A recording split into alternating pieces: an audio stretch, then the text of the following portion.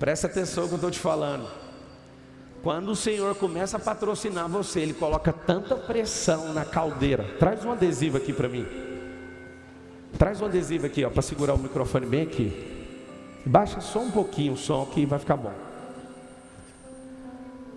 E as pessoas ficam com medo da pressão que o Senhor coloca. Eu sei que você tem medo. Eu também já tive. Eu já chorei diversas vezes, falando assim: Senhor, isso não é comigo. Eu te coloquei com essas pessoas, para elas te ensinarem isso. Porque se os filhos não assistirem, não experimentarem o governo, não tem como acelerar o tempo. Ah, então é o dinheiro que acelera o tempo? Não, é a riqueza. Ele é a riqueza. Pobreza na raiz da palavra significa improdutividade. Improdutividade é parar no tempo e voltar no tempo. Essa é a geração mais rica de todos os tempos, e os filhos são os mais pobres da história. Essa experiência eu tive 3 horas da madrugada. Eu estava nos Estados Unidos, eu voltei para aplicar o MEDP em Alphaville. 3 horas, eu não consegui dormir, eu sou muito bom de sono. Eu entrei na piscina muito gelada, que eu estava atordoado. Deitei lá no fundo, soltei meu ar. E o Senhor falou: fique em paz, eu vou te constranger com tamanha riqueza. Pablo, ele mandou algum recado para mim?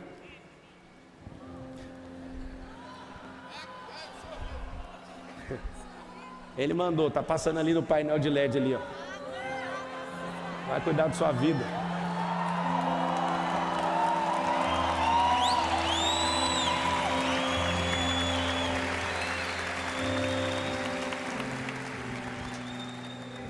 Pablo, e aí? A pobreza não acelera o tempo.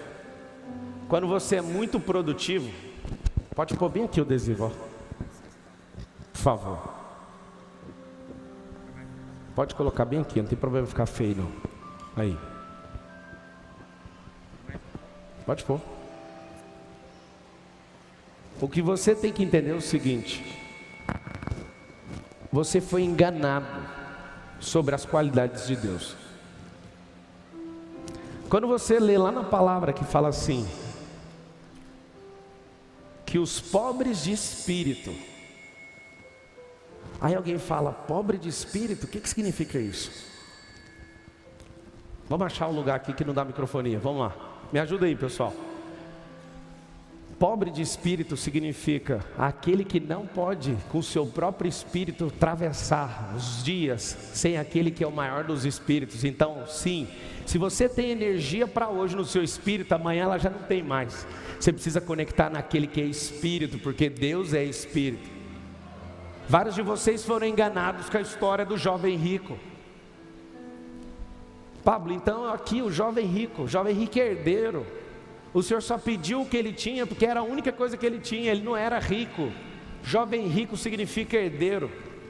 E vários de vocês que já são all-in com Deus, que já colocaram tudo no jogo, o Senhor nunca vai te pedir isso porque é tudo dele.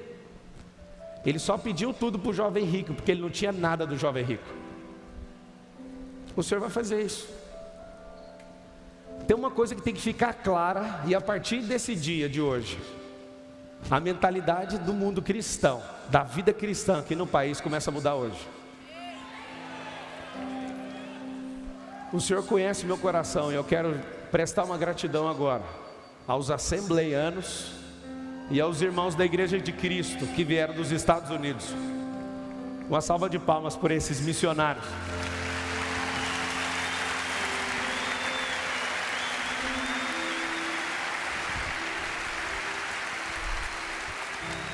Esses irmãos evangelizaram a nossa nação há um pouco mais de 100 anos atrás. E a conversa era outra. Nenhum desses missionários conseguia sentar na mesa de alguém que era poderoso. Mas quem que deu o ouvido, quem deu o coração para eles? Os mais pobres. E eles foram levando o evangelho. E você tem que entender que quando alguém tem uma frequência, ele transmite o evangelho na frequência da cabeça dele. É por isso que tem 6.000 religiões. E as pessoas que foram acessando o Evangelho são pessoas do mesmo nível. E aí quando alguém pega a história do jovem rico, quando alguém pega as parábolas que falam de riqueza, quando alguém fala é mais fácil um camelo passar no fundo de uma agulha do que um rico, o que o pobre faz? Até que, ainda bem, eu não sou rico. Isso é uma questão de frequência. Sabe o que acontece? Por 100 anos foi pregado o Evangelho numa frequência. E agora, essa turma fala assim, agora está na moda, rico aceitar Jesus. Não está na moda não, levou 100 anos para isso acontecer. E você sabe o que significa isso? É chegada a hora, ninguém vai segurar o Evangelho. Só que acontece uma coisa, quando você vê alguém próspero pregando o Evangelho, ele está numa frequência, ele enxerga a palavra na frequência da riqueza. O da pobreza, tudo ele fala assim, Deus vai pesar a mão. Mas alguém que está na riqueza, alcança a verdadeira riqueza dele, que é a graça. Amigo, você acha que Deus quer pesar a mão sobre você? Acaso você sabe que quando o homem do trono branco de marfim, revestido de ouro, quando vier no peso da sua glória, a lua vai fugir, o sol vai fugir, as estrelas vão fugir? Acaso você sabe que o magnetismo da terra vai ser comprimido e todas as coisas vão sair desesperadas? Você acha mesmo que esse Deus quer pesar a mão sobre você?